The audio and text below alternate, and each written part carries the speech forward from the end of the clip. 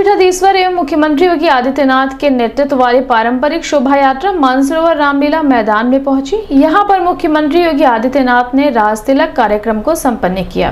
उन्होंने अपने संबोधन में कहा कि सत्य, न्याय और धर्म की विजय प्रतिष्ठा के पवित्र महापर्व विजयदशमी पर हमें अपने अंदर अहंकारी रूपी रावण का दहन करना होगा। यह पर्व हमें बुराई पर अच्छाई की जीत का संदेश देता है। प्रभु श्री राम ने जिस राम राज्य की स्थापना की थी उसे हमें आत्ममंथन करने की आवश्यकता है। हर कालखंड में राक्षसी प्रवृत्तियों के साथ देवी शक्तियां भी चलती हैं। हमें समाज और राष्ट्र के हित में कार्य करने के लिए अनुसरण करने की आवश्यकता है और वही सदैव विजय होता है। विजयादशमी के आयोजन को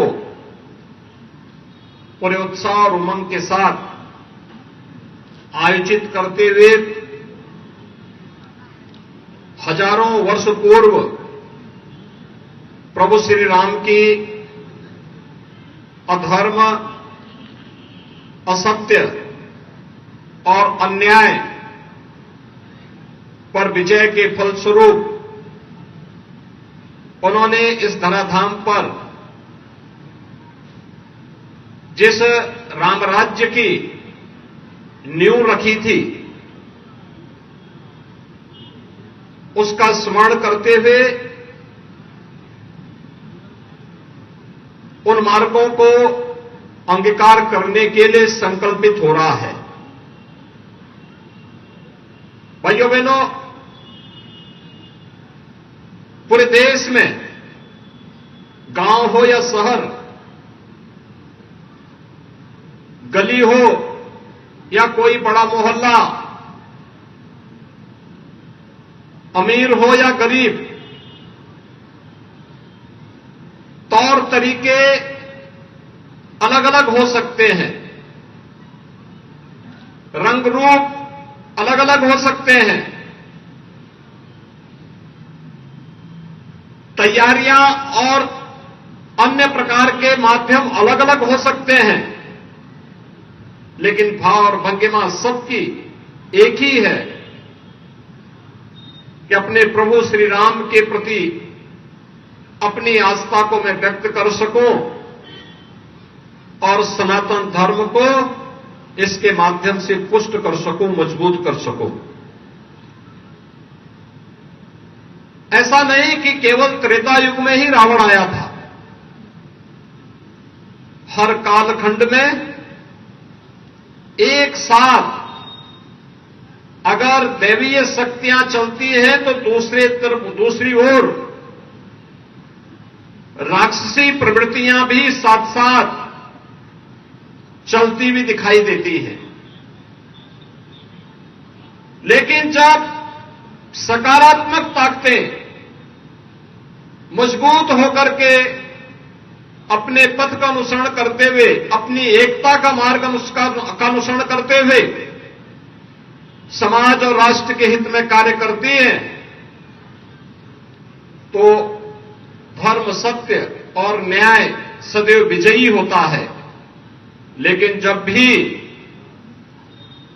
इन शक्तियों में बिखराव होता है, विभाजन होता है, सकारात्मकता कम होती है, नकारात्मकता बढ़ती है, तो राक्षसी प्रवृत्तियां हावी होती हुई दिखाई देती हैं।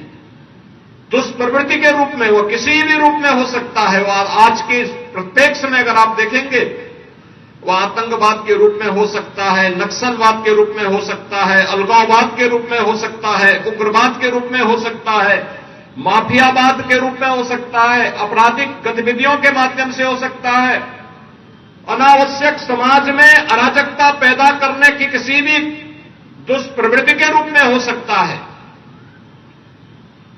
और यह हम सबकी जिम्मेदारी बनती है कि सकारात्मकता को ध्यान में रख करके हर कालखंड में कभी इस कार्य को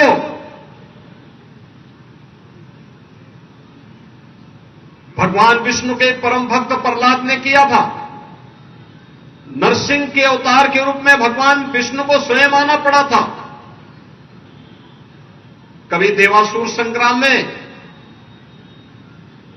इस कार्य को करने के लिए स्वयं विष्णु को आना पड़ा था।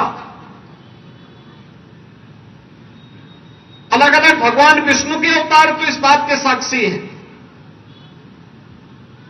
कभी स्वयं प्रभु राम के रूप में, कभी प्रभु कृष्ण के रूप में,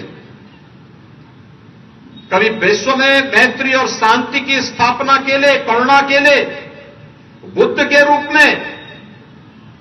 ये हर कालखंड में यह परंपरा चलती रही है और हर युग इसके साथ ही विस्तार पाता रहा है। आज हम सब विजयादशमी के संकल्प के साथ यहां पर जुड़े हुए हैं। जब संकल्प सत्संकल्प होता है, एकता का होता है, एकजुटता का होता है, सकारात्मकता का होता है, तो उसके परिणाम भी सकारात्मक होते हैं।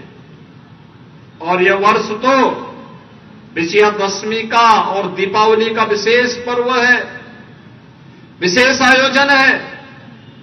विशेष आयोजन इसलिए है क्योंकि भगवान राम की विजय आज से हजारों वर्ष पहले लंका में हुई होगी, लेकिन इस वर्ष में प्रभु श्री राम 500 वर्षों का इंतजार करते हुए अपने स्वयं के भव्य मंदिर में विराजमान होने वाले हैं। अपने भव्य मंदिर में विराजमान होने वाले हैं। अब याद करिए, आप हम सब की पीढ़ी कितनी सौभाग्यशाली है, कितनी सौभाग्यशाली है। कितनी पीढ़ियां चली गई, लाखों लोगों ने अपने आप को बलिदान कर दिया, लेकिन अयोध्या में श्री राम जन्मभूमि के लिए कुछ लोग आंदोलन कर रहे थे, कुछ लोग संघर्ष कर रहे थे, कुछ लोग समर्थन कर रहे थे, कुछ लोग उस दृश्य को देख रहे थे, अन्याय और अत्याचार के दृश्य को देख रहे थे, लेकिन न्याय पाने की कहीं कोई स्थान नहीं दिखता था कि कहीं से हमें लगता हो कि आंदोलन दोनों तरफ ओर से चला था, शांतिपूर्ण तरफ ओर भी चला था, शांतिपूर्ण तरीके से भी चला था, उग्र तरीके से भी चला था, लेकिन कहीं भी न्याय पाने कि कहीं भी कोई रास्ता नहीं दिखता था।